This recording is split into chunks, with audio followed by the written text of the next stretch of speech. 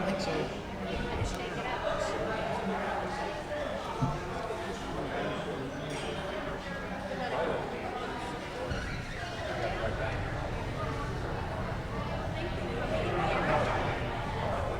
Hi, I'm Courtney. Hi, Courtney, John Schreiber. It's nice to meet you. I'm going to sit by you. That's And fine. if I'm thirsty, I know who to ask. That's right. You've got a gallon there. Thanks for jumping in on the fun, Oh, sure. throwing your name in the hat. I'm excited. I know that I met you when you were still working downstairs. down with Maryland, and we bonded over dogs and Rover and all the stuff. So, love anyway, dogs more than me too. More than people. Half the time for me. I'm speaking for myself. So, 100%. anyway, good luck. Good to see you again. No, I didn't. These mics are always hot. Okay. Not like these with the buttons. Just So, if you talk about me, I'm going to hear it. You betcha. I don't whisper anyhow. I don't whisper. I Me know either. secrets. Me either. So if I talk about you, you'll know. Do good, guys. Do good. I know you will. Hey there, I'm Courtney. I'm Wes. It's nice to meet you. I'm Wes, John Schreiber. How you doing, sir?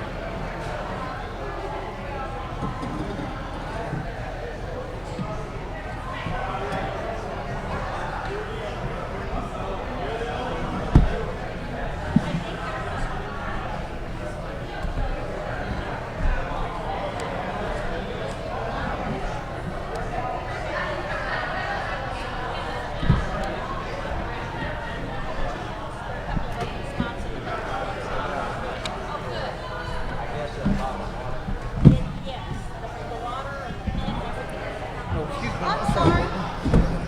Oh, you're fine.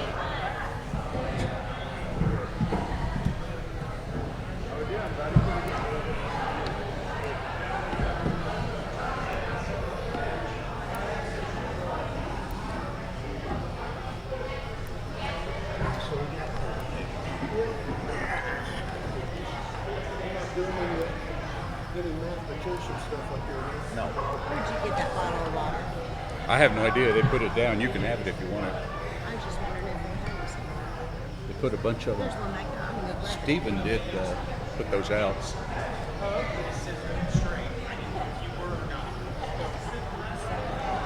Oh, did I move one? Look, I got one now. Sat down at the. My notebook down there, so thank you. I just knew I was to the left of him.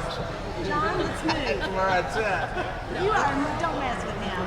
Don't, he doesn't, that's not fair. I have broad shoulders. Whatever he says, don't listen. Be all right.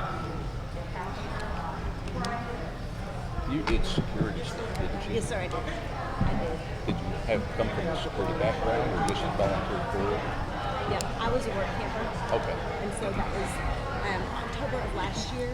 I was in activities and we shut down for the season. And I wanted to take people camping, and that's where there was space.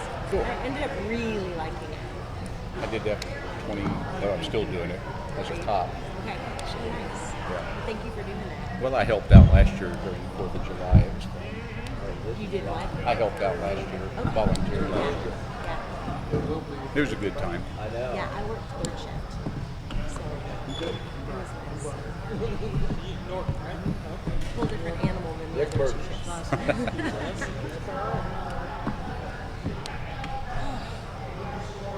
I suspect we had a lot more interaction with Branson Judy than the other two shifts. Oh, did. yeah. I bet.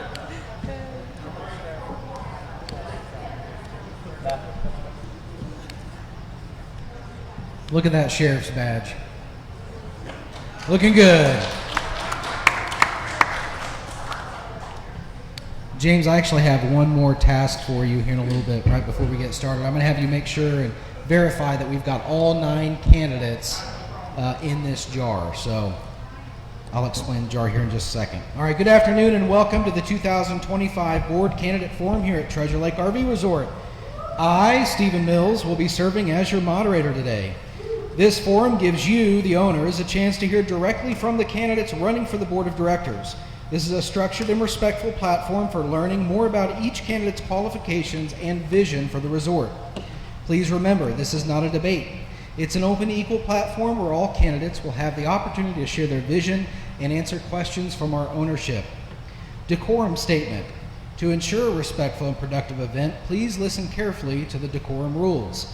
Candidates must remain seated while speaking, may speak only when recognized by the moderator, must stop immediately when the red card is shown, must remain respectful toward other candidates, the moderator, and owners, no personal attacks, sarcasm, or inflammatory language. Notes may be used, but no phones or electronic devices during parts 1 and 2.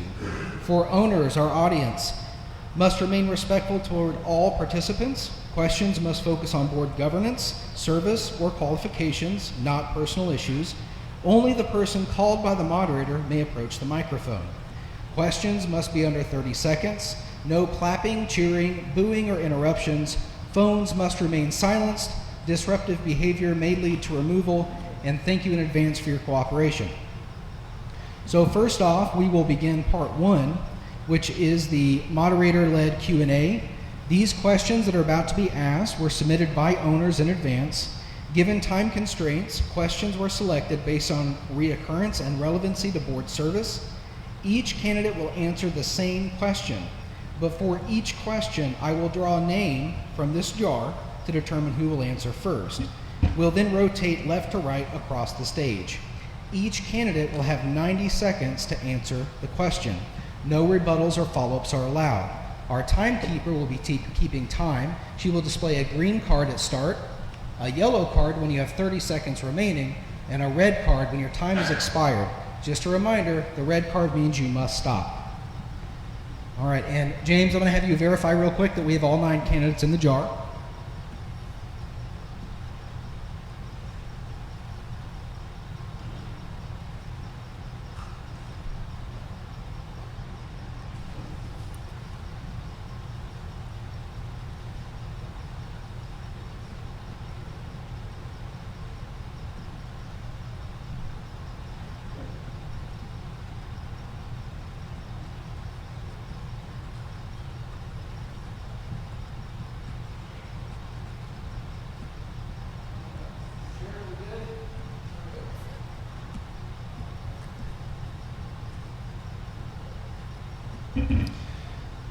All right, and our first person to answer the first round of questions will be John Schreiber.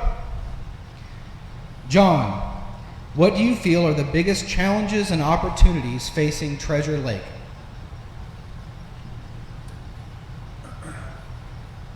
Well, I believe that growing the membership and maintaining the people that we have is key to the success of our park. And beyond that, I mean, obviously there are some other things that can be worked on to help enhance that. But I believe that we don't just have the proper board people that help do that, but we have plenty of viable people who desire to help us in order to get these things done. Talking to people. Easiest way to market, word of mouth. All right. Next, Dusty. What do you feel are the biggest challenges and opportunities facing Treasure Lake? Big challenges that we face, I think, will be our work camper situation. We know that we have been battling that most of this year, that we're behind when it comes to where we were this time last year. It's affected rock and roll, it's affected some of our groundskeeping. Infrastructure is another one that I think is going to be a big hurdle for us, as well as I want to make sure that we're stable in our financial well-being. Great. Lael, what do you feel are the biggest challenges and opportunities facing Treasure Lake? Thank you for that question. I agree with a lot of what they have already spoken about. Of course, the Work Camper program, I feel very passionate about us seeing what we can do to not only take care of the people that we have doing the jobs, because we know that that's one of the most important things that we have here that makes Treasure Lake special. They make Treasure Lake feel like family, And so how can we support who's here, but also bring in new people that are interested in keeping that going, because that's what makes us special. The financial aspect, I'm very proud of where we've come in the 2 years that I've served, and I hope that we can continue to move that in the correct direction. We have to continue to make upgrades to our infrastructure, and we need more communication. Great, thank you. Gary Ball, what do you feel are the biggest challenges and opportunities facing Treasure Lake? Finances is always a very important aspect of what we do here at Treasure Lake.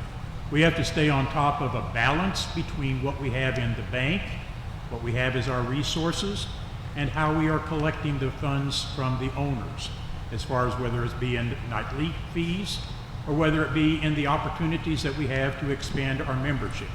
We still have over, 880 something, thereabouts, of memberships in the safe. We call it a safe because it is safe. Safe from the fact we're not getting any money from them. We need to be able to get additional revenues coming into the park to be able to make sure that we're able to keep things rolling forward as we continue to go into the next generation.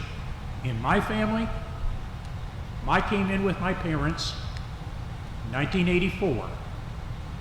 We are now on the 5th generation at Treasure Lake. 5th generation.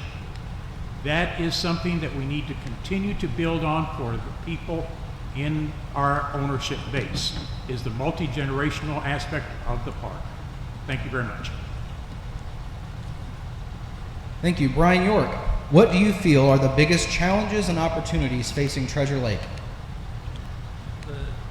It's challenging following these folks. They've answered this really well, and what they've said, I want to echo. Financial stability is important. We want to stay solvent. And hearing the numbers at the last board meeting, of course not the one today, but the last one, was encouraging, because it sounds like our park is sitting in a pretty good situation right now. Again, at the last board meeting, someone brought up the work camper program and some concerns, and it is a valuable asset to look into, to make sure that we're working it to the best of our ability, that works for them, works for us, and works for everyone. Keeping interest in what we've got going here. And I believe a challenging thing too is keeping owners informed of what's going on here at the park. I think maybe we might fall down on that a little bit, and maybe we could do a little bit better. Thank you. Thank you. Brian Norton, what do you feel are the biggest challenges and opportunities facing Treasure Lake? Our biggest challenges are, personally, my feelings, is infrastructure. The infrastructure of the park is old and it needs to be rebuilt. And our income, our revenue coming into it is a big hurdle. We've tried in the past to increase our dues, and after reading the bylaws and stuff, we can assess a fee for replacement of not being able to increase our dues. And I know that there's a fine line between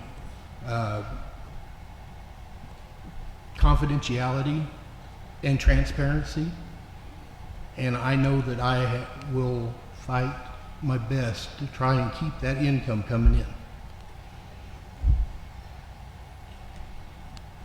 Great, thank you. Rick Burgess, what do you feel are the biggest challenges and opportunities facing Treasure Lake? Well, like they've all said, I mean, there's so many, finances is a big one right there. Getting people to vote on things to where you can raise, other things. And it's been,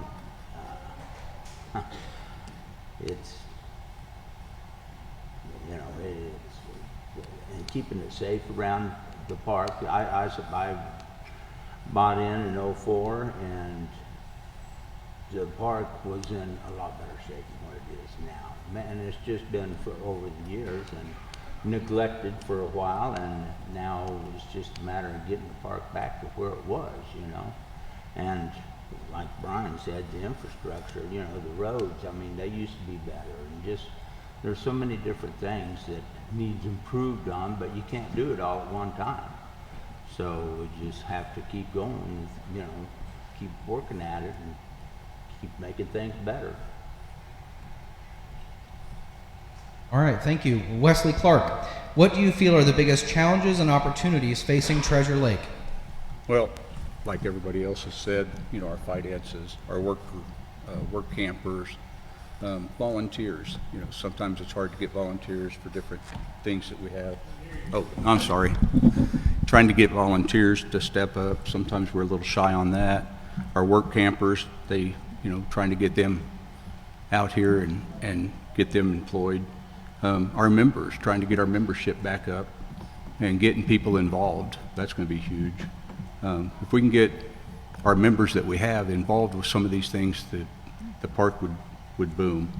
And like I said, the finances, I like the idea of the $12 a night that we started with, and it was a good idea because it would have brought in, the purpose I understand was to get more campers here, brings in more money. I think that's a great idea. It didn't work out as well as we were hoping, I'm guessing. But some of the opportunities we have, I enjoy the park. We need to get more people involved with doing things around here. And we have the ability to do that. We have people of all different facets of life that have their jobs or retired from doing different things. If we can ask for volunteers to help us get some of the stuff upgraded, we're out, not labor, but we're out materials. That would help us with our finances also. Thank you. Courtney Ness, what do you feel are the biggest challenges and opportunities facing Treasure Lake? Well, for starters, the challenges, and most people have mentioned this up here, is the work camper program. And I was a work camper for 15 months. I worked in activities and I worked in security. And I believe that the example we had this summer of rock and roll and the volunteer breakfast, but mostly rock and roll, shows work campers are indispensable. We cannot run this park without work campers.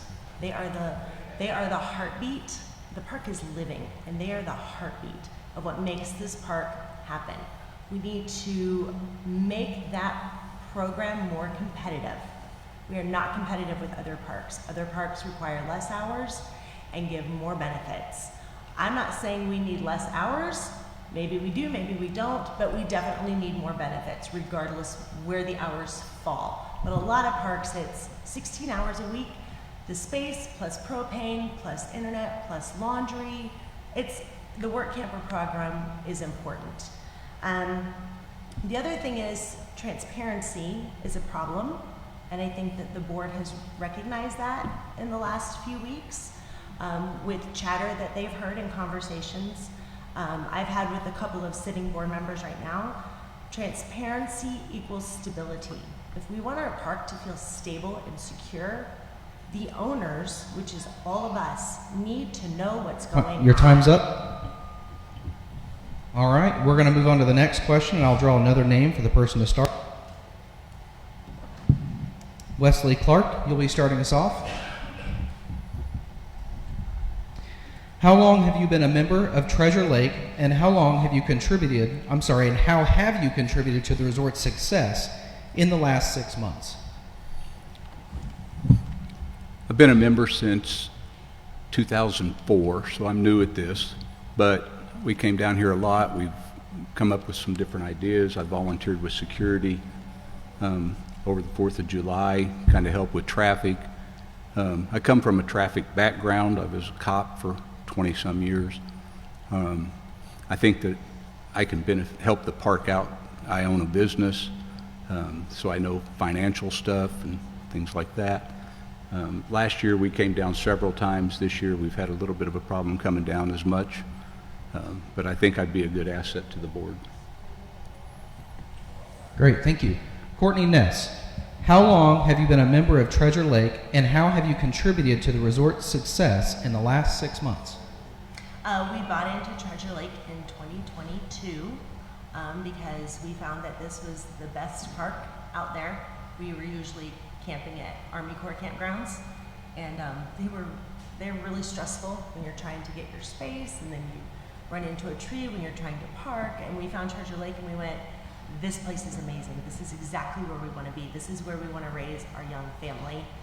We want to give them this heritage that a lot of you guys have given your children and grandchildren. So we joined in 2022, and I worked security, third shift. So most of you were sleeping, and if you weren't, I'm really sorry. But I worked security, third shift.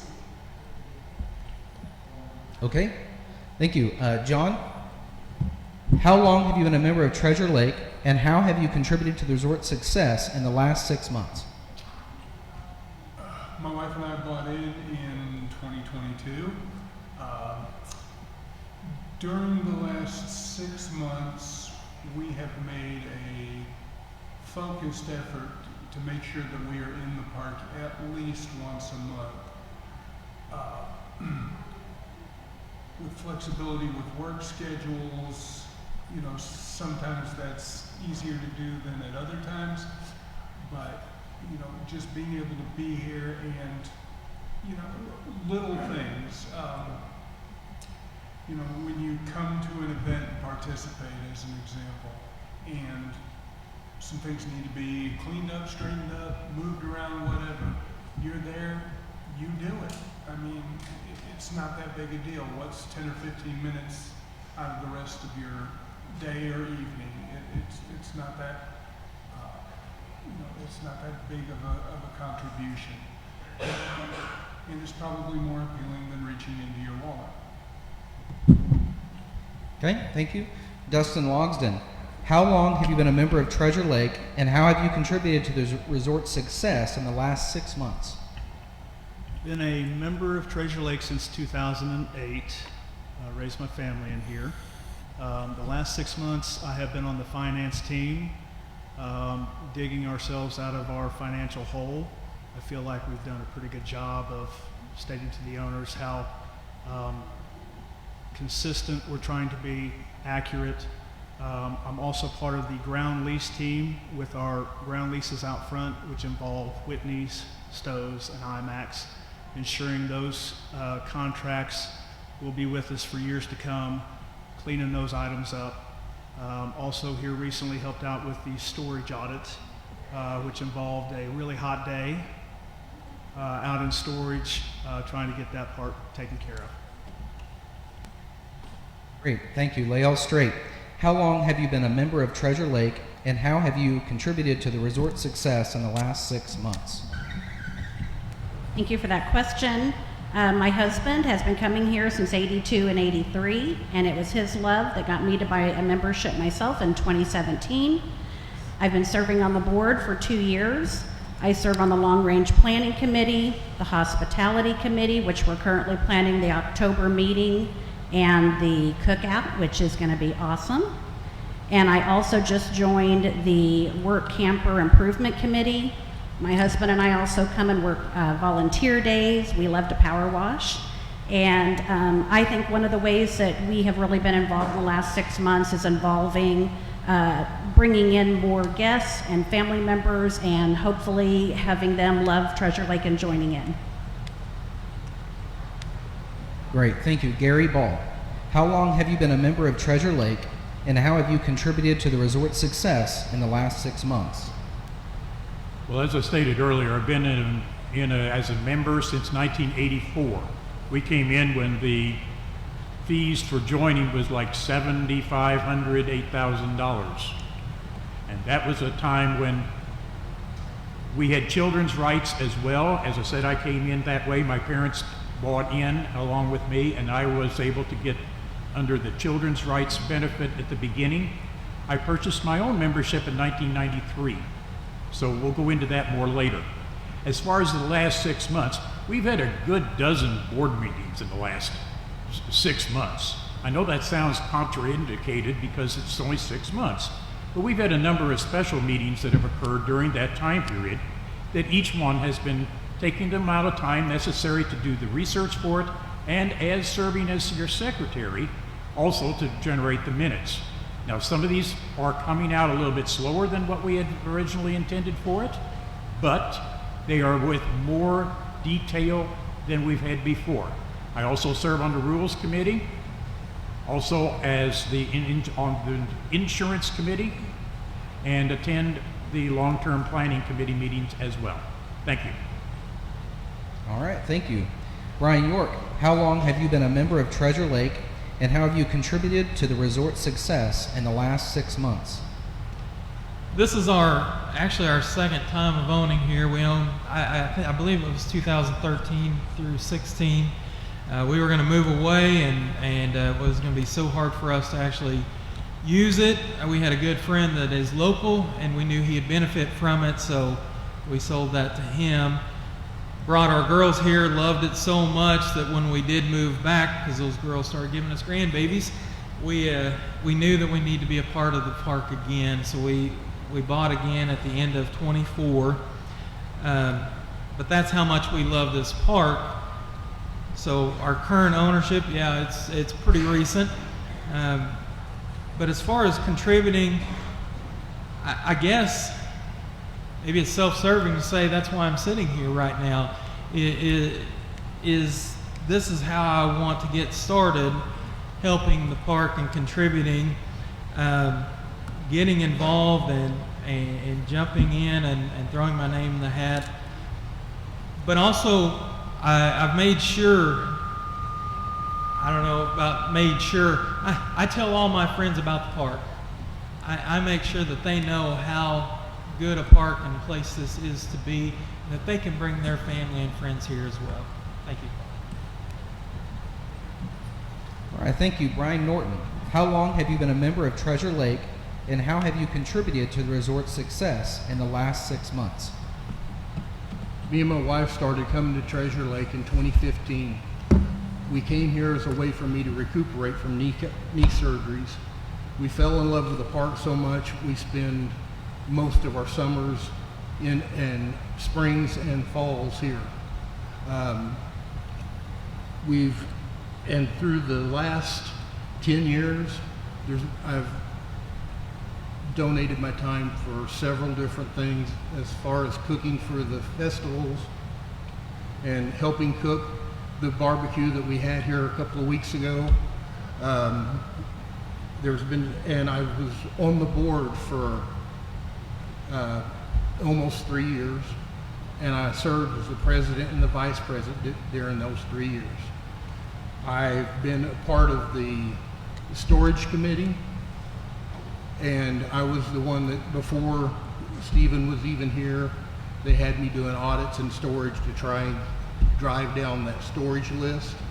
And I've even volunteered to call people and talk to them over the storage list and get people off the list, basically, or get them into a spot. But there's been several different ways, and I'm sure I'm missing a few of them, but I have enjoyed my time at Treasure Lake. All right, thank you. Rick Burgess, how long have you been a member of Treasure Lake, and how have you contributed to the resort's success in the last 6 months? I've been a member of Treasure Lake since '04. My wife and I bought in then. Before that, her parents were been members since '94. So it's been down here before we started coming down, before we bought in. But over that time, I didn't get to come down here like I wanted to because of my work schedule, and just didn't have the time to. I mean, just couldn't get away. But now I'm retired, and so I've been coming since June. I've been down here every month, and plan on keep coming down here. And I haven't really had the opportunity to help the board by any means, but I would like the opportunity to get in and do some stuff, and possibly get on the board and see if I can help them out. All right, thank you.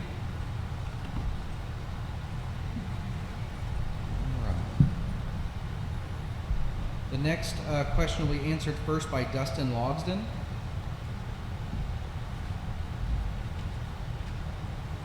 Dustin, relative to long-term planning and budgeting, what do you see as TL's top 3 priorities and why? First and foremost, is it's been mentioned a few times up here, is infrastructure. As stated, some of our infrastructure is 40 to 50 years old. We had difficulty with a line underneath phase 1 this week. So infrastructure is right up there. Number 2, I still go back to work campers, figuring out financially how we can structure a program that benefits them, that attracts them, that gets them into Treasure Lake and helps us in the long term. And then thirdly, I think the financial side of things, making sure that we've got the right people in place, making sure that we're clear and concise with what we're doing. Great, thank you, Dustin. Lael Straight, relative to long-term planning and budgeting, what do you see as TL's top 3 priorities and why? Thank you for the question, and that is a difficult one to narrow down because serving on that committee, our lists are long and our needs are many. Looking back at when we sent a survey to owners, one of the number 1 things that came up from owners that I'm committed to making sure we talk about at every meeting is site improvement. So those really big campers, you can find a spot without having to circle around and around and around. So we're looking at how to fix that. Infrastructure, we have basic needs that have not been addressed. We have air conditioners that have not been serviced. We have floors that need replaced throughout. Basic infrastructure needs, we are going around and we're looking at every single thing and finding out how old it is and figuring out how to improve it. And also just basic facility updates. We have a wonderful team working on that committee, and they are now looking at taking inventory of every rental we have, what is needed in every rental, and we're going to prioritize that. They also went to every site and measured and got every bit of information from every site that you can pull your camper on, and it's the first time that has ever been done in the history of Treasure Lake. So I'm really proud of the work that that committee is doing, and I'm committed to continuing to serve on that committee. Great, thank you, Lael. Gary Ball, relative to long-term planning and budgeting, what do you see as TL's top 3 priorities and why? Well, I don't think it's any accident that the infrastructure keeps coming back up, and it's going to probably continue through the entire panel. And what we're referring to is we do have an aging park, but it's many of the buildings are still in good shape, and we just need to be able to keep them that way. We've now got new roofs on things, on the Welcome Center, the lodge, and the clubhouse. We're getting there. We're making headway. The Capital Improvement Fund has been doing very well as far as that's concerned. We also need to pay attention to not only the work campers, but the staff itself. We've not really talked about the staff. They've got to know that they're important as well. And we can't neglect them for the sake of the work campers. It has to be a twofold solution to that aspect. Storage is something that continues to be an issue at Treasure Lake. We try and keep not only the storage availability, but the turnover appropriate to the situation. So when turnover does occur, we can get somebody on there as soon as possible and make sure that we can reduce the number on the waiting list as quickly as possible. Thank you again. All right, thank you, Gary Ball. Ryan York, relative to long-term planning and budgeting, what do you see as Treasure Lake's top 3 priorities and why? I end up repeating some of the things that have been said, and so upkeep and maintenance. I have trouble separating these 3 into 3 separate entities, but upkeep and maintenance, there's some maintenance issues you can drive through, and if you stop for a moment, you can look around, you can see some things that need done, need taken care of for the longevity of some of the facilities that we have. I think we need to look at some aspects of modernization while keeping the same feel of the park. I don't want the park to change. I like the way it is, but we do have to keep the park moving forward so that the next generation wants to be a part of what we've got going on here as well. Some facility updates. I don't know that, I know this is a very specific thing, but I don't know that I've talked to anybody about the internet and they were really happy with the internet service. So that's what I've got. Thank you. Thank you, Brian York. Brian Norton, relative to long-term planning and budgeting, what do you see as TL's top 3 priorities and why? My top 3, going to start out with revenue. We got to make sure we have the revenue to keep the infrastructure going. Number 2 is the infrastructure. For instance, the electronics. We have a hard time getting hold of the front desk because of the phone systems. And I know that you're working on that, but that's something that we really need to address, keeping and having good programs for them to check people in. We really need to work on those programs, and I think that Stephen's already working on those, but that is one of the. Number 3 is we need to keep the employee camp workers, the morale up with them, and if there's just simple things that we can do to make that happen, and if we could work on that, I think it would be fantastic. We would end up getting more work campers in by word of mouth, if nothing else. Thank you. Thank you, Brian. Rick Burgess, relative to long-term planning and budgeting, what do you see as TL's top 3 priorities and why?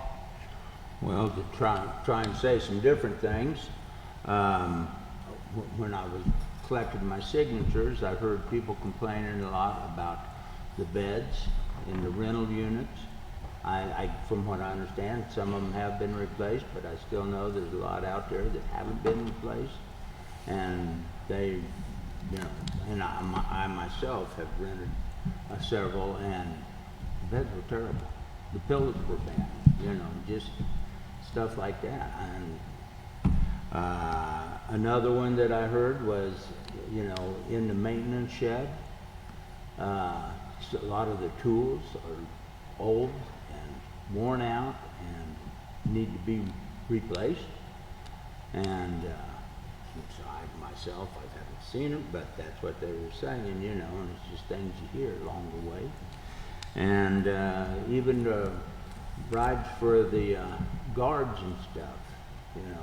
And when I first came here, they used to have like 3 pickups, 4 Ranger pickups that they get rode around in doing all their work. And now they don't have that. I mean, you know, and when they're doing their job, they ought to be able to have AC or heat, whichever the case may be, you know. And so, there's 3 more you can add to the All right, list. your time's up. Wesley Clark, relative to long-term planning and budgeting, what do you see as TL's top 3 priorities and why? Well, like everybody else has kind of said, our finances, once we get more people in, our finances should go up, which allows us to do other things, work on our infrastructure stuff. It helps us replacing things that are wore out that need to be replaced. But I agree with everybody on the staff and the work campers. I don't think we give them enough recognition. That needs to be something we, you know, as simple as saying thank you when we drive by, goes a long ways. So along with our buildings, trying to get everything brought back up to speed. We have a beautiful park. We love it here. But it's the little things. If you see trash, pick it up. Little things like that. Anytime you can volunteer. But as far as my top 3 would be our finances, our infrastructure, and then our work campers and staff. Thank you, Wesley. Courtney Ness, relative to long-term planning and budgeting, what do you see as TL's top 3 priorities and why? I'm going to start with the solution, how we find the answers to these.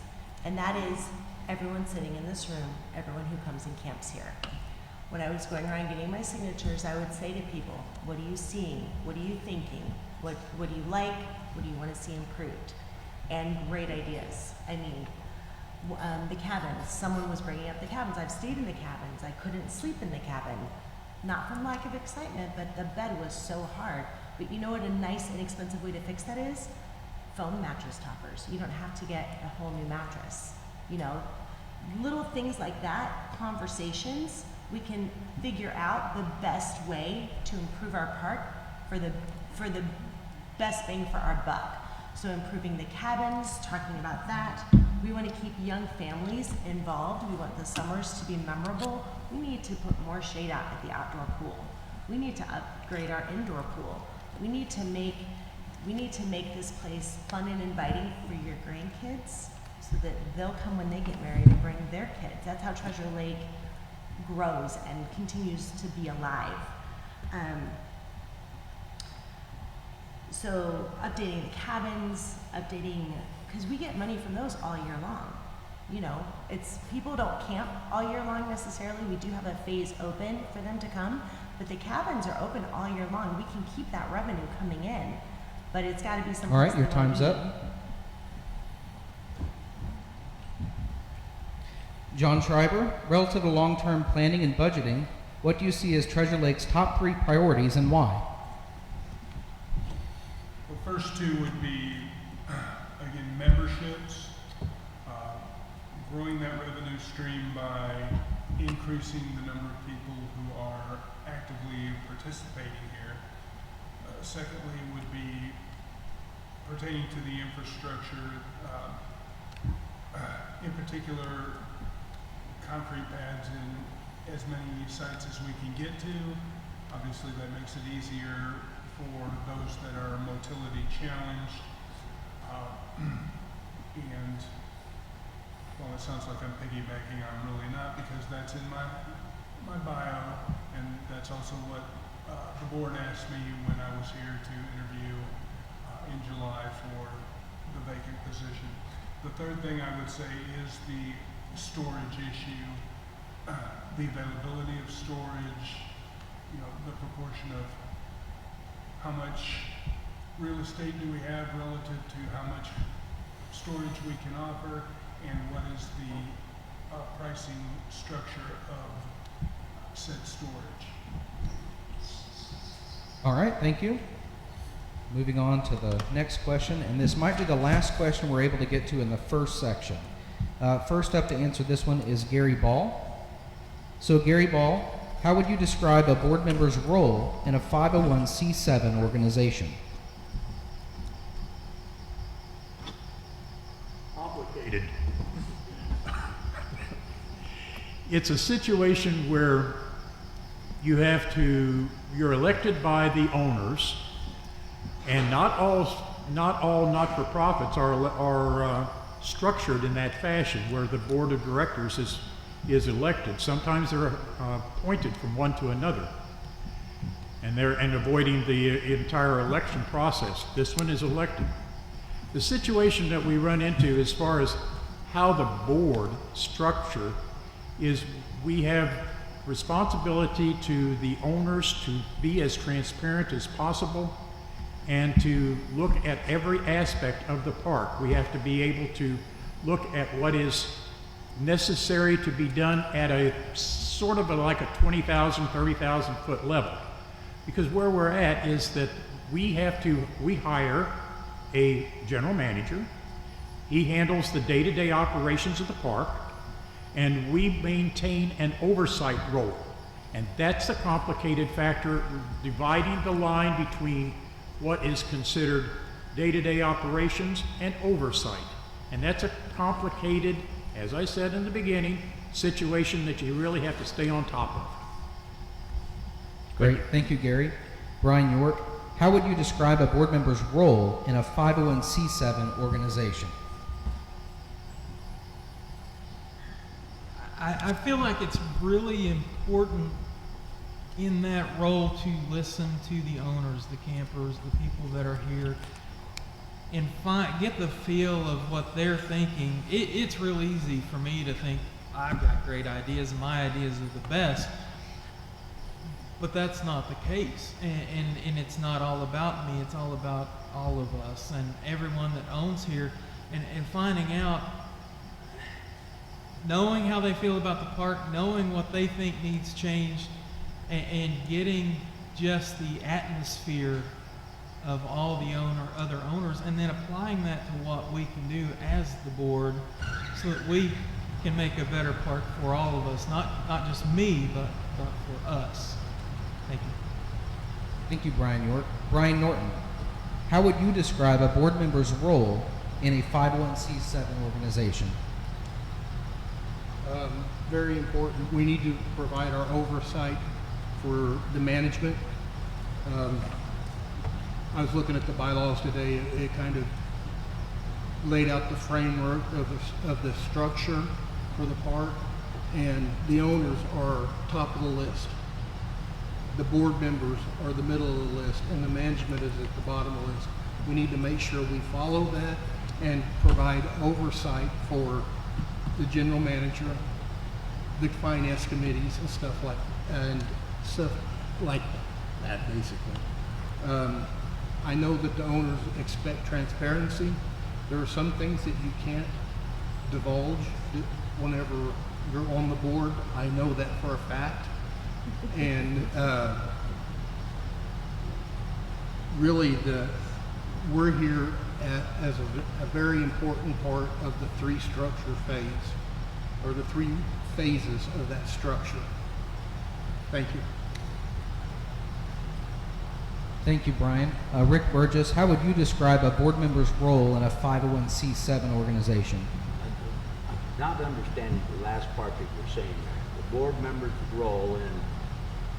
I'll repeat the question. How would you describe a board member's role in a 501c7 organization? Oh, okay.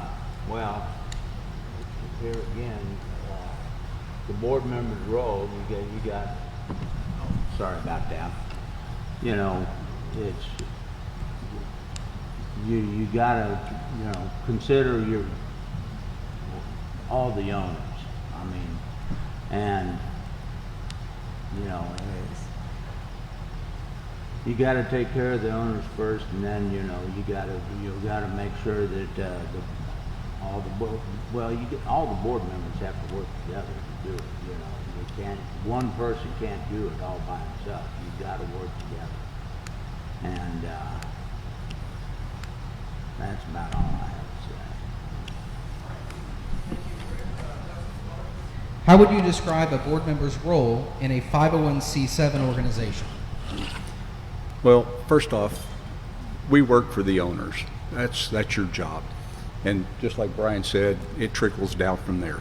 We're supposed to work for the owners, we're supposed to oversee the operations of the park. And that, I agree, has to be transparent, but agree there's some things you can't be transparent on. But I think working that way, working together with all the other board members, you're not going to get everybody to agree, but you got to work through those differences and come to a conclusion. And I'm all for that. And I also know that through my career as law enforcement, I'm not going to make everybody out there happy. But if we can make the majority of the people happy and work on the others to make things go the way we need to make them go, we'll bring this park a long ways. Thank you. Great. Thank you, Wesley.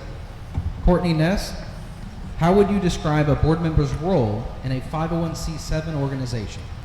I would describe their role as a representative, listening to our fellow owners, because no board member is any more of an owner than anybody else in this park. Listening to our fellow owners, being eyes, being ears, being explainers, explaining the bylaws, the rules. If the board is going to say they found a bylaw, and I love how Don did this today, he gave chapter and verse of that bylaw that they pulled. That's exactly what a board member should be doing. Should be explaining what's going on, which is transparency, and should be representing out there, talking to our fellow owners. What do you think? What do you want? What are you seeing? What are you experiencing? And then bringing it back, because that's all we are. We are just extensions of our fellow owners.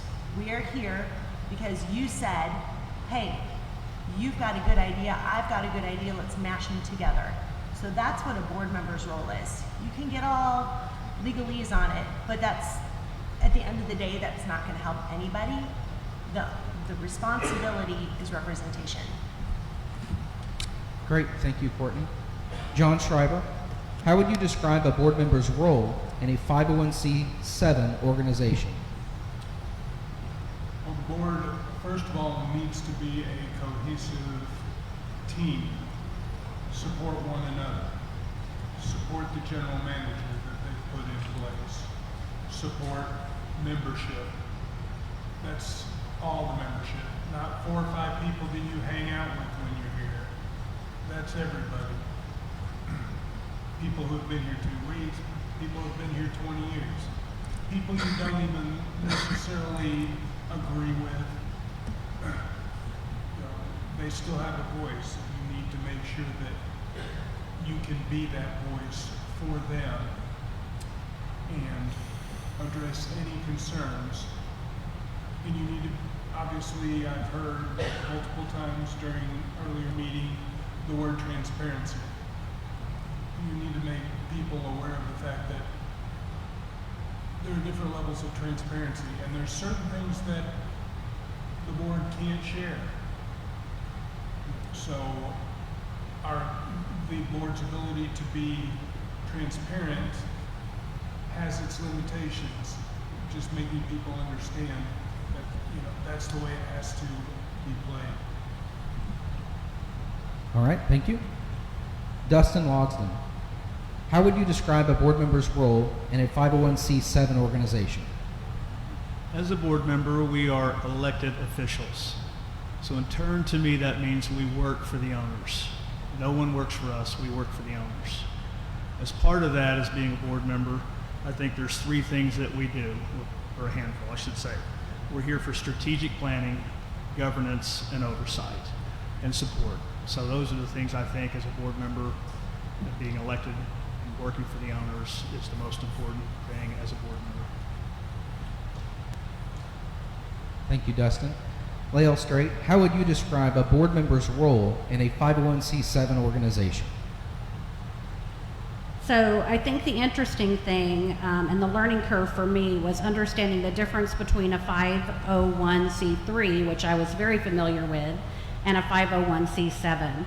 In a 501c3, which I've served on those kind of boards, you normally get appointed to the board, there aren't elections, and you have a lot of donors, very generous donors that are giving you money to run the organization. We can't have that here. In fact, with this kind of non-for-profit, you have to really understand the law. There's a 35% cap and a 15% cap on the kinds of donations that can come in. So as a board member, you have to have somebody that understands the law so that you are always in compliance, because that can sneak up on you. And I know Stephen does a great job with that. That balance is listening to what you need and figuring out how to get it. And 35% of what we need to raise is supposed to come from dues. And that doesn't really happen here anymore. Our dues were capped in the early 80s, and we have not been able to raise those. So that's going to be a conversation that we continue to have as a park if we want to grow and do the things that we hope to do. Great, thank you. All right, we would not have enough time to go through another round of questions before the open mic starts. So I'm going to go ahead and give us a 5-minute break. We've got 5 minutes. If candidates want to use the restroom, get a drink of water, relax just a little bit, we'll reconvene in 5 minutes for the open mic portion of the candidate forum. So go to the restroom and come right back.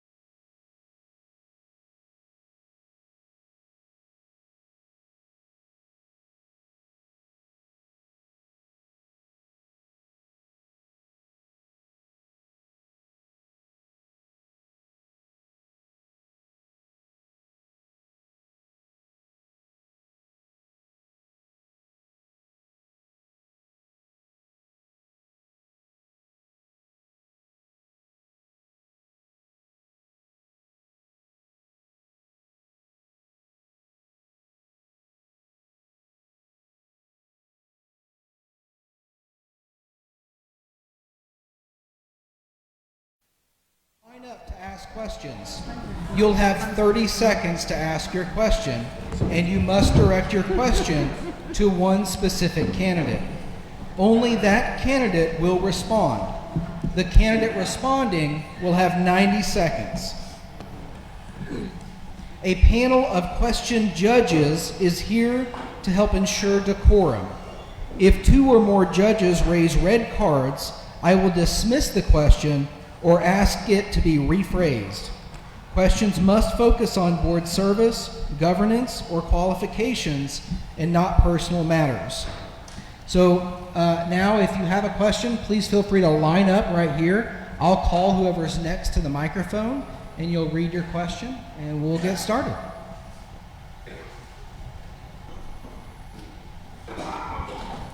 Now come on now, we have a Meet the Manager meeting every week, and there's lots of questions, so.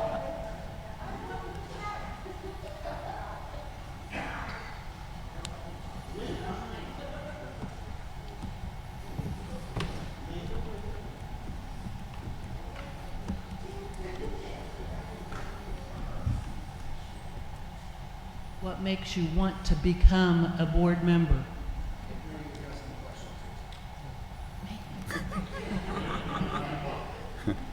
Leah. Thank you for that awesome question. I've asked myself that a few times. I think that many of you know my heart and my faith and what I did before I retired as a teacher and an administrator. I still volunteer at hospitals and all kinds of things. I feel best when I'm giving. I feel best when I am at service to others, and I just had to learn that about myself over the years. So when I saw 2 years ago that Treasure Lake had an opening for a board position, I thought, I'll throw my name in the hat. I might be able to bring something to that, and I'm a big believer that God puts me where I need to be, and I will be able to serve in a way that can help others. And I hope that my background, my education, and my willing to serve helps me do what needs to be done here and support you guys. All right, thank you. Any other questions out there? This portion is scheduled for an hour.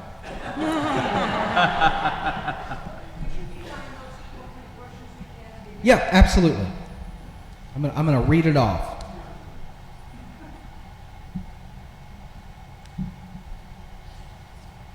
Questions must focus on board service, governance, or qualifications. Personal matters are not allowed. So, why do you smell funny is not an appropriate question. What work you've done in the past that makes you qualified for this position does. Can I ask a question of you? Yes, absolutely. Okay. So if we need to generate more questions, is this in the Facebook? Is this being streamed on Facebook? Because a lot of times in the chat, people will put questions, and maybe if we have a chance, if there's a lull, someone can be grabbing some of those questions as well. Annie, more things to do? Thank you. You're welcome.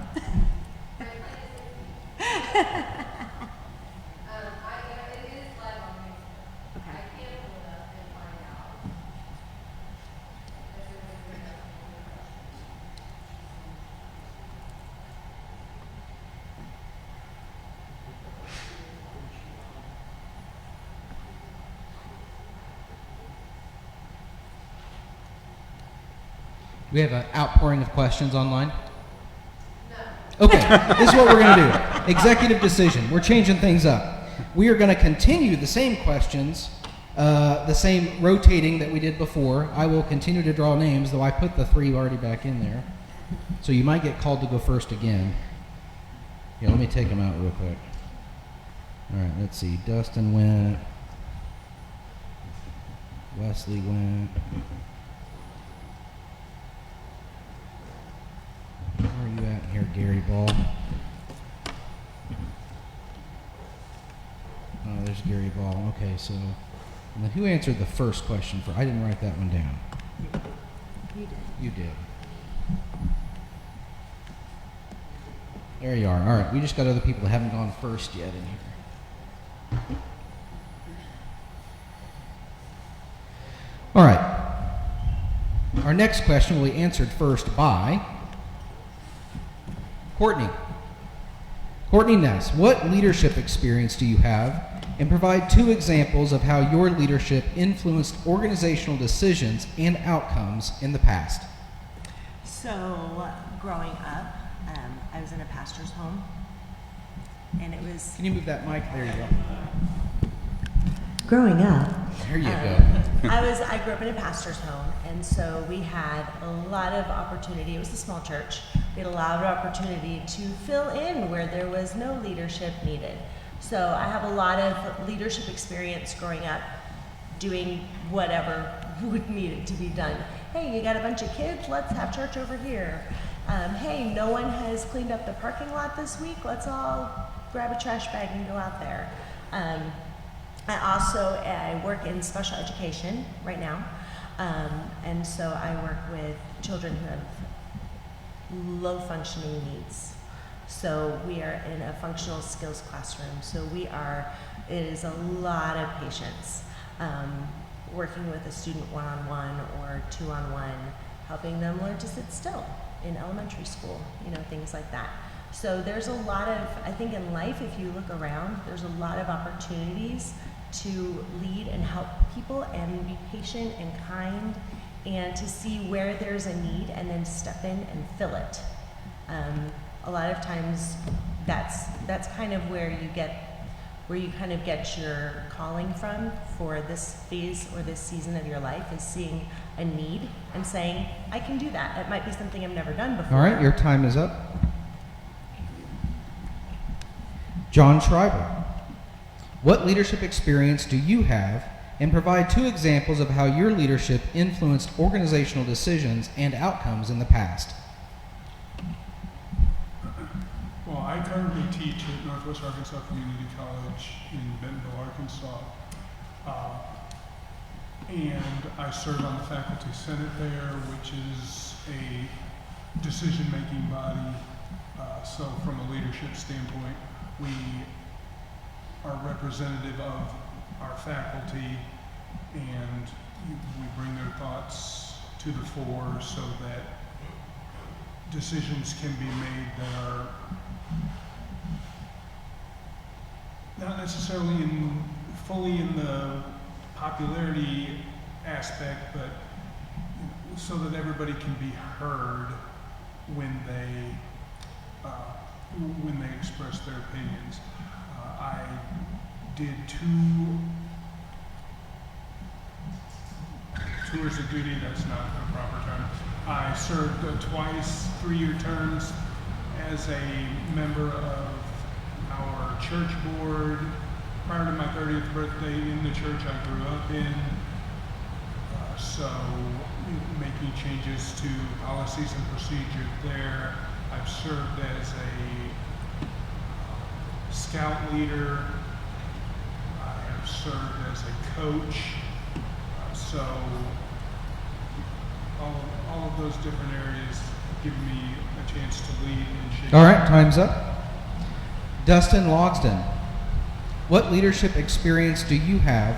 And provide 2 examples of how your leadership influenced organizational decisions and outcomes in the past. I have been an owner of a multi-million-dollar company, was a major shareholder in it back in the 80s and 90s. Currently, I'm co-owner of a successful medical clinic back home. Have served on multiple boards, anywhere from the YMCA to corporations. Part of my conflict resolution example would be we were buying an entity back in the 90s. Both companies couldn't come to terms. I got the teams together. We openly discussed what each team was trying to accomplish, set forth a new contract based on those terms, and was able to execute that. So I come with great leadership. I've had over 200 employees working for me at one point in time. And so I have an extensive background in business. Great. Thank you, Dustin. Lael Strait, What leadership experience do you have, and provide 2 examples of how your leadership influenced organizational decisions and outcomes in the past? Okay, leadership experience. I am a retired principal and administrator and teacher for over 27 years. I ran buildings that had up to 950 students and over 150 staff. I worked with PTA organizations and other things. In the summers, I ran 36 elementary schools, helped to hire staff and evaluate over 36 schools. That's just a lot of organization. The thing I appreciate about Stephen when he came in is setting the mission and vision. I think it's important that you know where you need to go and then you figure out what you need in order to get there, and that's what I did with all of my leadership positions. The second leadership position that I really have enjoyed is any type of mission work through the church, being a youth leader and going on trips and inspiring kids to be able to become young leaders has been really rewarding for me in my life. And so those are the things that I feel proud about my history. Great, thank you. Gary Ball, what leadership experience do you have, and provide 2 examples of how your leadership influenced organizational decisions and outcomes in the past?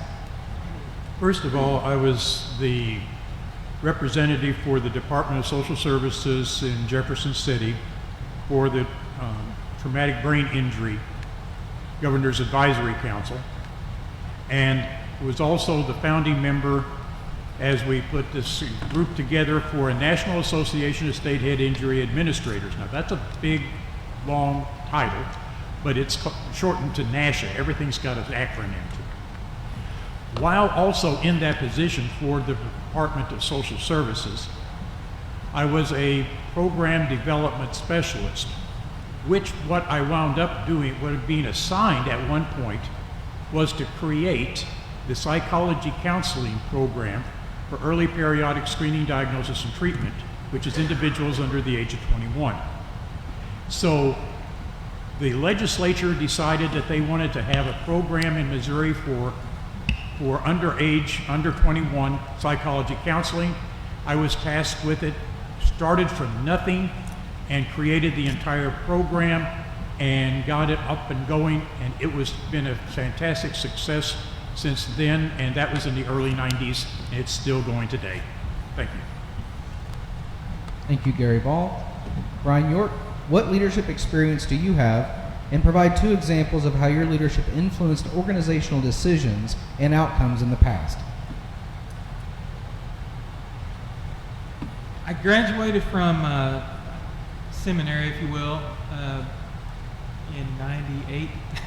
So I've been a minister since about '96. So whether it's full-time or part-time, that's been something that I've always had in my back pocket that I've always done. Currently, I work as Director of Development for a children's home in Stratford, Missouri. We went, Director of Development is just a fancy way to say the guy that begs for money. Okay, so that's what I do. So I go to congregations and usually preach for them and talk to them about our work and why we do it and what it's for. Raising funds. We went from being severely in debt to now we have a decent financial cushion where we could not get a donation for another year and we could still keep functioning. So it feels good for me because I still get a paycheck. But as far as very specifics, my wife and I also ran one of the homes at the children's home, and so we had numerous children come through our home. We changed the focus of their life. One young man sat across the desk from me one time. He had no hope for the future, and I encouraged him, helped him pass his ASVABs, and he's now serving in our U.S. Army. Thank you. All right, great, thank you. Brian Norton, what leadership experience do you have, and provide 2 examples of how your leadership influenced organizational decisions and outcomes in the past? Hello? Can you guys hear me? I don't know. Can you hear me now?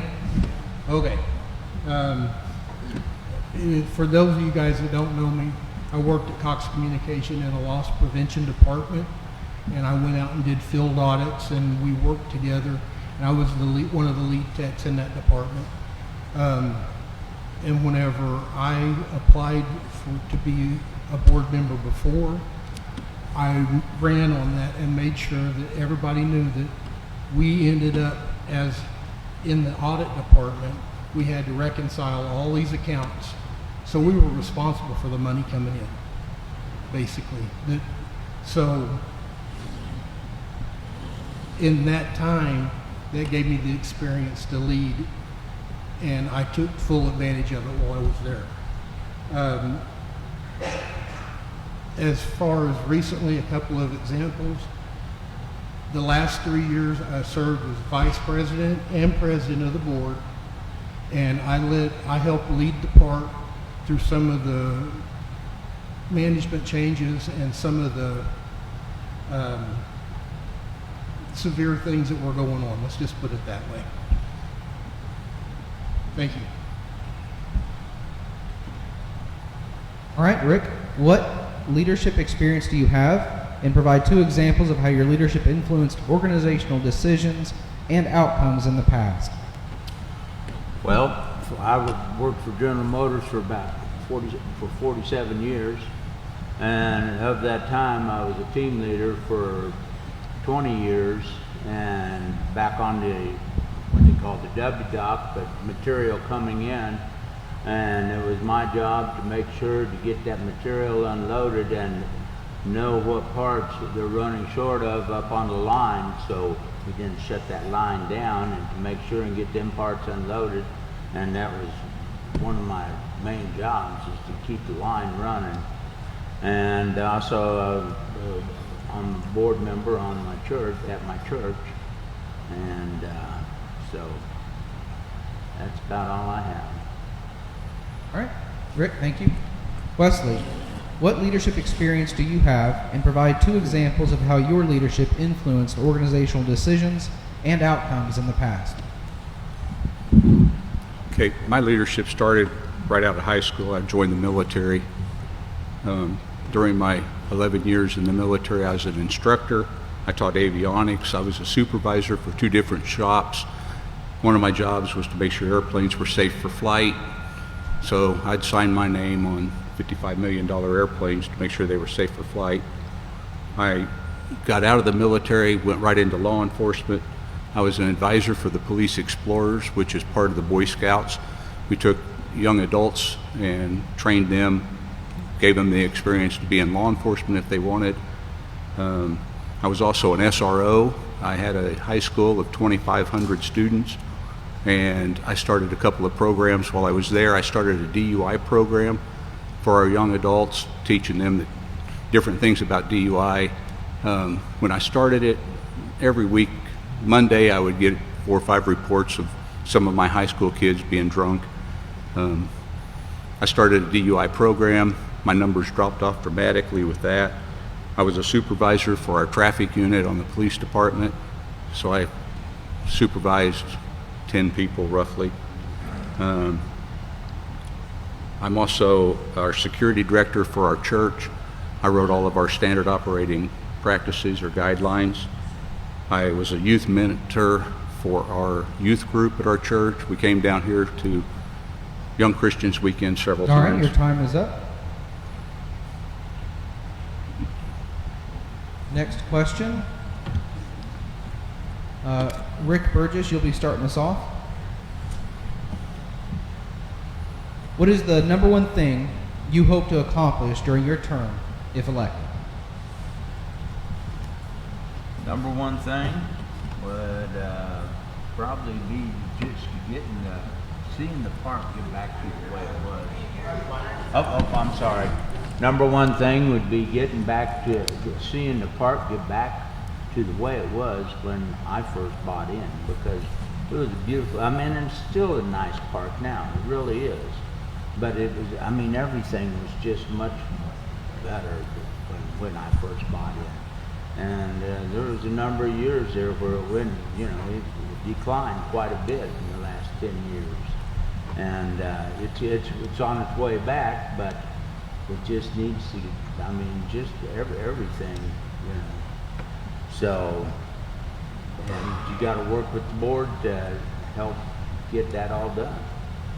And that's what I'd like to do. All right.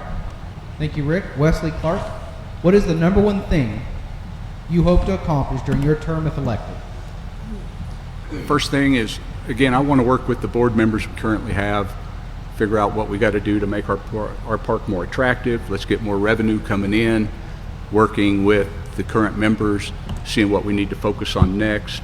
I love the park. I love the people. It's just working together and making things work the way it needs to work.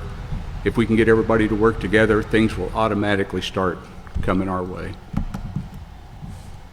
Thank you. Great. Thank you, Wesley. Courtney Ness, what is the number one thing you hope to accomplish during your term if elected? I think the number one thing would be growing us with young families so that we can keep growing, so that we have generations that are coming, like Gary Ball's been here since the early 80s. You know, that's great. All of our families need to be looking like that. Some of the other things we need to do, we need to fix some of our departments. For example, security has non-working vehicles. We need to get these things, we need to get them looked at, we need to get them fixed. We don't need to just keep putting duct tape on trucks and hoping that we can keep the park secure, and in the meantime we're driving around in golf carts because there's no working lights on the pickup truck. So things like that need to be addressed. So updating the important departments, bringing in young families, keeping the park vibrant, keeping it safe, keeping it more up to date than just, more up to date than just new paper towel holders. We literally, security has no working viable vehicles that any of us would drive voluntarily. So little things like that, we need to be listening to the departments, listening to the managers, listening to the employees and the work campers to complete these things. All right. Thank you, Courtney. John Schreiber, what is the number one thing you hope to accomplish during your term if elected? Well, I think the number one thing would be to represent you as one of your elected board members, to be the person you can come to and share concerns and know that it's going to be conveyed to everyone else. And within that, if I've earned your trust, I would be able to, I think, promote a sense of community where this can be home away from home, not just go get in your RV and yes, that's your home away from home. That's come to the clubhouse, walk the paths, any activity. You can run across people and say, you can say, hey Joe, how you doing today? And just have that, that feeling of community. Thank you. Thank you, John. Dustin Logston, what is the number one thing you hope to accomplish during your term if elected? One thing is, it's hard to narrow it down to one, but if I had to narrow it down to one, it would be financial stability. It's something that I don't remember for a long time here.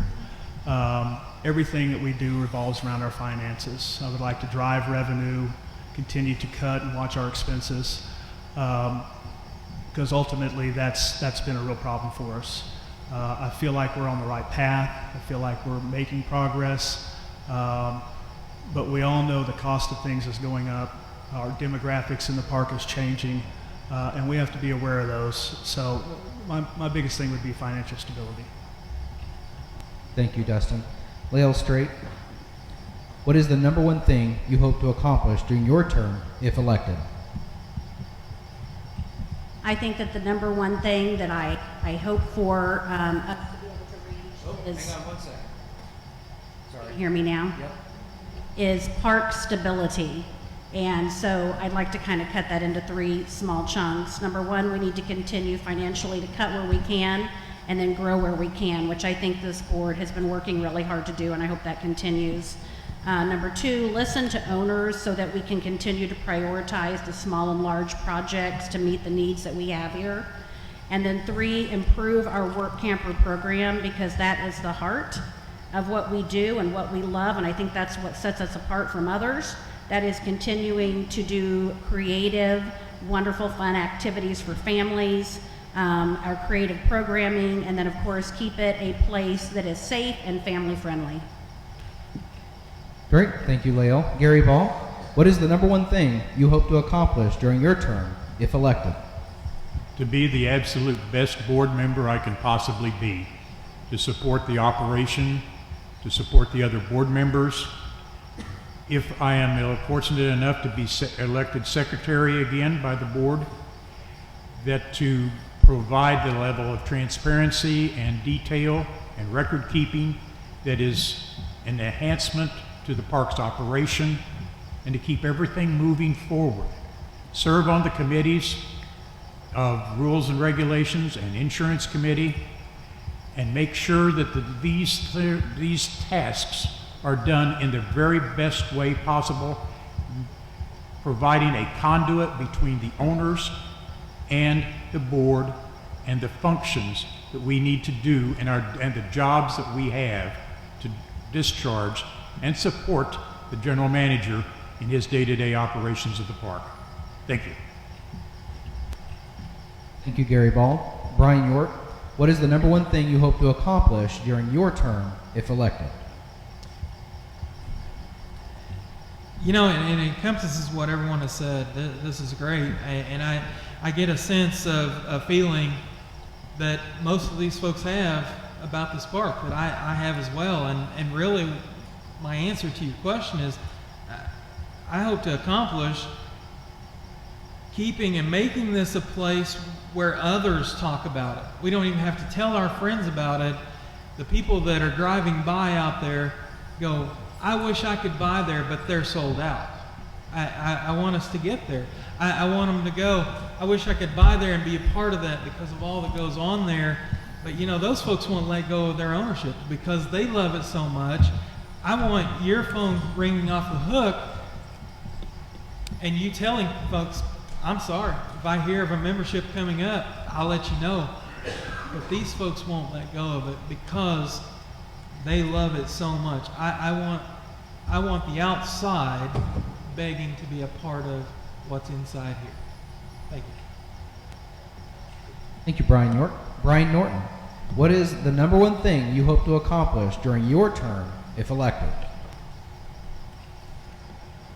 First of all, I'd like to start off by saying you got to remember a board member is one vote. You have 6 other board members there. You have to work with those board members to get things accomplished. And my number one priority for this park is to keep it moving forward and keep it solvent, keep it growing for future generations to be here. Thank you. All right, thank you, Brian. And Rick started us off on that one. We got about 30 minutes left, which is about enough time for our closing remarks. So just a reminder, every candidate is going to have 2 minutes for their closing remarks. Use this time to kind of summarize your platform, what you stand for, why you think you would be the best fit for one of these 3 coveted slots for our board. And I will draw a name to figure out who is going to go first.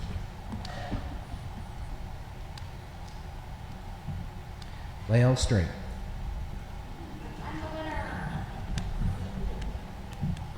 Not how I thought I'd be exciting a win, but okay. You know, I always come into things like this just with a real peace in my heart that if this is where I'm supposed to be, then I believe that's where I'm going to be placed. And so when you kind of go through life that way, you end up where you're supposed to be. And if I'm going to serve on this board, I'm going to give it 100%.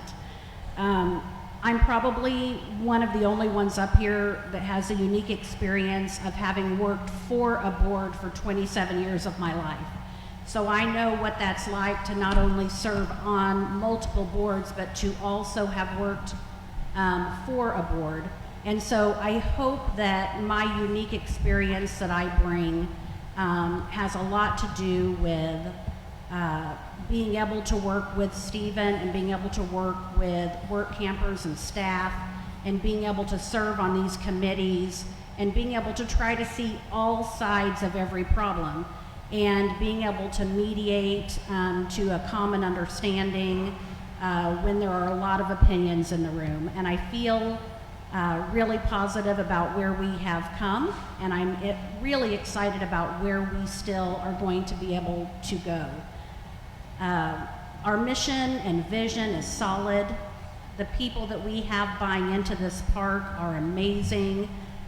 We continue to make friends every time we camp here, and I think that that is one of the really unusual things that sets this park apart, is you are constantly asking them, when are you coming back? When are you going to be here? Where are you going to, which phase will you be in? And making all of those connections. I want to continue to help make this financially stable. I want to keep it fun, and I just want to be supportive. And so I'm really hopeful that I get a chance to continue to do that and to serve all of you. Thank you, Lael. Gary Ball? Okay. I was waiting for the question. Gee whiz. Well, as I said earlier, I came in 1984 with my parents. So my family is a multi-generational owner in the park. And having done that, and now that we've got all 5 generations have been on the park, I have a great-grandbaby that was just a year old this past July the 1st. That's 5 generations here.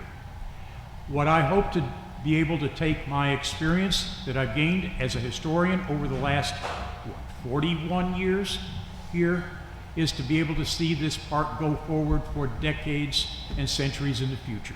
As long as there's RVs, I want Treasure Lake to be here as part of it. I started out born and raised in Springfield, Missouri, served in the United States Air Force, total of 14 years between full active duty and AFRAS, or Air Force Reserve, and have recognized through the years that the treasure of Treasure Lake is the memories and the friends that we make here. That is our role as a board of directors, is to facilitate, to assist the owners and all of us in making the friends and the memories that we have at our fingertips and at our feet here at Treasure Lake. Thank you very much, and I hope to be able to serve you again for another 3 years. Thank you very much. Brian God bless. York?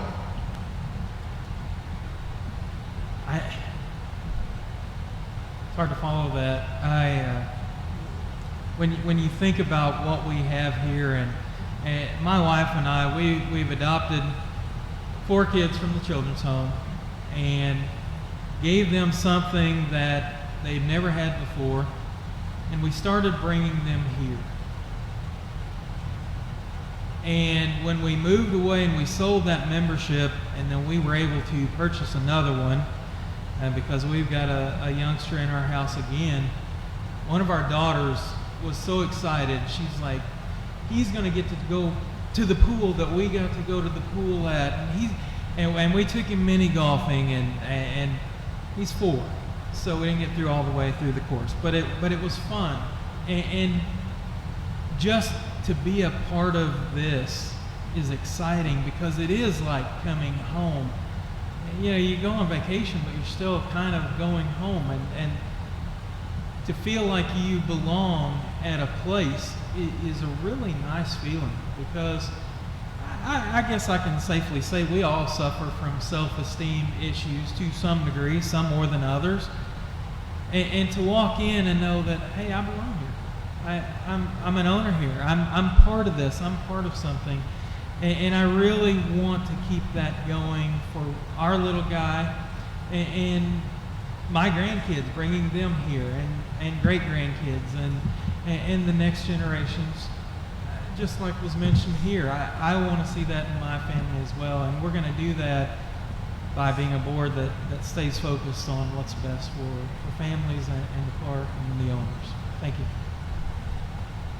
Thank you, Brian York. Brian Norton? I guess where I start is to paraphrase what Gary Ball has said. Treasure Lake, the treasure in Treasure Lake is the people here. That's one of the most important things, the owners here. And I've created a lot of really good relationships with people here. I consider them family. And as far as doing what I can do to keep this park solvent, that's would be my main priority. And keeping it there for a long time to come, and hopefully keeping my grandkids coming. To finish up, I would like to encourage everybody, if you're here or if you're watching on TV, make sure you vote. This is important, and I want to make sure you all get out and make sure that vote is cast, because we've had lackadaisical turnouts for elections before. We need people to be here and be active in Treasure Lake. I'll just stop there. I appreciate your vote if you see to give it to me. Thank you, Brian Norton. Rick Burgess?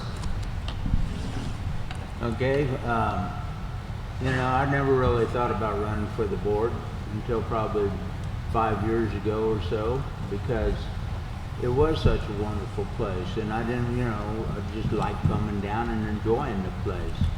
And then it got to be going downhill, and I got to thinking, well, maybe I could help them out a little bit. Now I can't do it by myself, but I can work with the board and, try and get things back to the way they were, because it was a wonderful place in '04 when I bought in. And it still is, but it can be better, because I saw it be better. And there is a lot of work that needs to be done, and I know that, and I would like to have the opportunity to try and help and get in and get some of that done. And so I decided to go ahead and run for the board, and that's why I'm here. Great, thank you, Rick. Wesley Clark? Through my career in law enforcement, military, and all that stuff, you see a lot of problems, and the only way to fix the problems is being part of the solution. And I feel that there are things that need to be fixed here at Treasure Lake. I love this place. It's a great place to be. I agree with them. It is a big family. You meet different people. Every time you come down here, it's just a great feeling to be a part of that. But the only way to fix any problem that's brought to your attention is to be part of the solution. And that's my goal, is to work with our current board, help them with anything that I can help them with, be a voting member as far as getting things fixed, getting things worked on, and helping anywhere I can. Thank you. Thank you, Wesley. Courtney Ness? So when we joined in 2022, we totally fell in love with it. We spent that first summer, I think we spent a total of 6 weeks here, and we joined like the middle to end of July, so there wasn't too much summer left. The next year in 2023, my husband had a major job loss that totally changed everything about our family. We ended up needing to sell our house, and the only place we could think of where we wanted to recover, where we wanted to get back on our feet, was here at Treasure Lake. So we sold our house and we moved here with our kids. And that's when I became a work camper for 15 months. And we went from loving just coming here recreationally and wanting to be here all the time to seeing a lot of behind the scenes nitty gritty as a work camper. My husband also worked in the office for a few months that summer. My son cleaned tables at the volunteer breakfast. Saw a lot of the nitty gritty that we should all know about, but it's not very much fun to see. The other thing I noticed as a work camper was, from my experience, work campers would drop to a whisper when they needed to talk because they were afraid of the board. The board was incredibly unapproachable. The board was not transparent. The board was not somebody that you would seek out to ask a question to necessarily, and I want to change that. I'm a very approachable person, have no secrets. In the past, it feels as though board members have been intimidated off or bullied off the board. You can't do that to me because I got nothing to hide, and you can't bully me. So I would really appreciate your vote. I think that I could bring new ideas and new blood and a new energy to the board and overall to the park as we work together, all of us, transparency and representation. Thanks. Thank you. John Schreiber. I want to thank you for the opportunity to come here today and sit in front of you and earn your vote, your trust, and we've talked about a lot of different things that we'd like to see happen in this park and how we would like to influence them. You know, there's only so much money, there's only so many resources that we're going to have available to us. But the one thing that we can all contribute to without, a great deal of, financial burden or resource or anything, is just coming together and promoting that idea of community here and, and being able to create that family atmosphere. Because as others have mentioned, if we have that, then people see that outside of here, and that's what's going to draw them in. Thank you. Thank you.